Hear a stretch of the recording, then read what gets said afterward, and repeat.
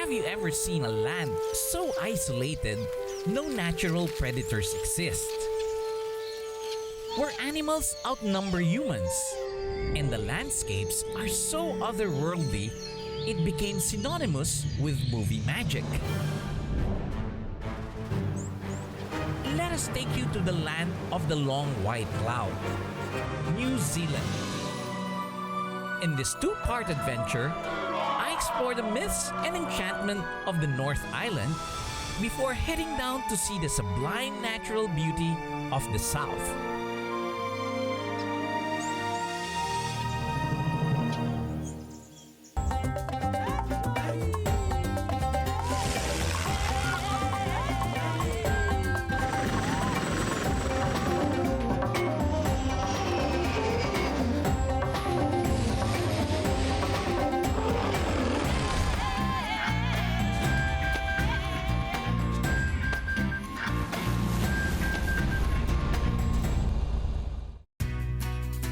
New Zealand lies isolated in the Southwest Pacific, one of the last islands to be settled in by humans. It is divided into two main regions, the North and the South Island. I began my discoveries in its largest urban area, Auckland. The area was first settled in by the Maori in the 14th century, with the Europeans arriving in the 18th century. Auckland today is a bustling city, with roughly a third of New Zealand's population residing here. Auckland may not be the capital of New Zealand, but it's the country's financial center. With its beautiful coastline and harbor, it is said to be the third most livable city in the world. Auckland's harbors are filled with boats, with the highest rate of boats per inhabitant, earning it the nickname the City of Sails. But did you know that this sleek skyline and urban landscape actually lies on a bed of volcanoes, with no less than 48 of them dotting the area? To find out more about it, I did not have to go far from the harbor to visit fellow pilot Chris at his seaplane base. Guten Morgen, Chris. Oh, hi, John. How are you? See you? Very well. Nice to see you. So I made it to New Zealand. I have a small present. Oh, wow, that's very kind. Thank you very much. It's a Enjoy. nice coconut liquor. Oh, wow. Winner of so many gold awards. Oh, wow, excellent. I will drink that happily tonight. After flying. After flying, yes. Thank you. Chris is from Germany, but has no doubt given in to New Zealand's charms, especially with the friendly business climate. His fleet includes some well-restored de Havilland beavers, including this one, which has some history attached to it. And the significance of that registration AMA is that it was the registration of the first flying boat that flew for the predecessor of Air New Zealand from Auckland to Sydney in 1940. Wow. And that flying boat was named Aotearoa, and so we named it Aotearoa 2 with the same registration as the Eteoa. It's Roa, my family. Oh, it's Roa. Excellent, yeah. It means the white cloud. Yeah, exactly. Long white cloud, yeah. Do I get a chance to fly? Of course you can. So all our flights go out over the islands around Auckland, and Auckland sits on a saltwater volcano field.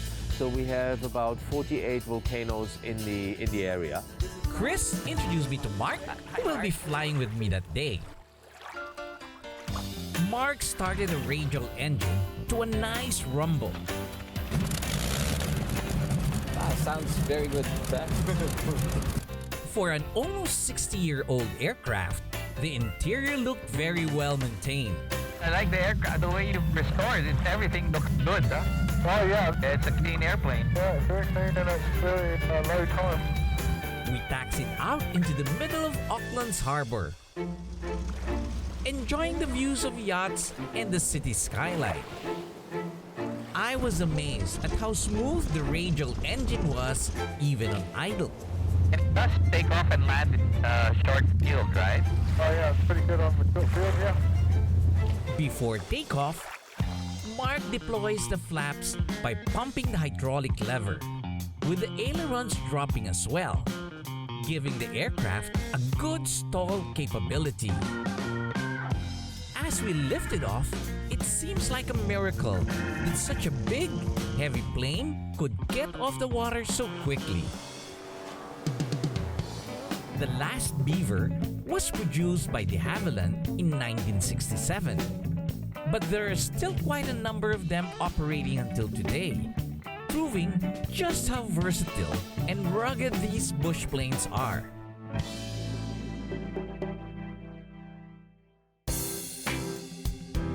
We flew over Auckland's landscape, which is actually a volcanic field dotted with craters and cones, if you can spot them.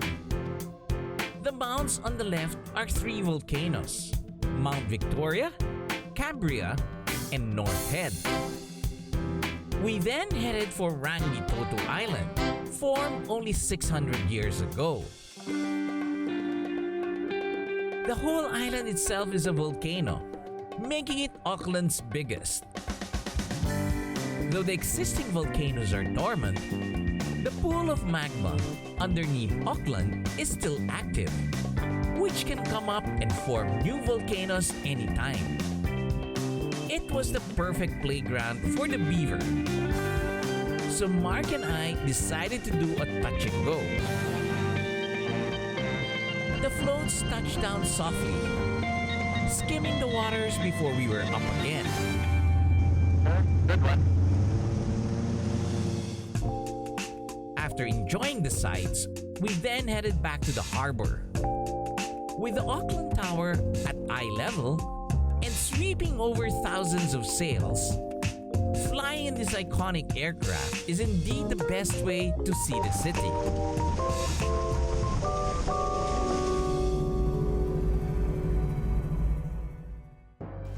Up next, I go to New Zealand's boiling mud and erupting waters and discover the unique culture and heritage of its earliest settlers.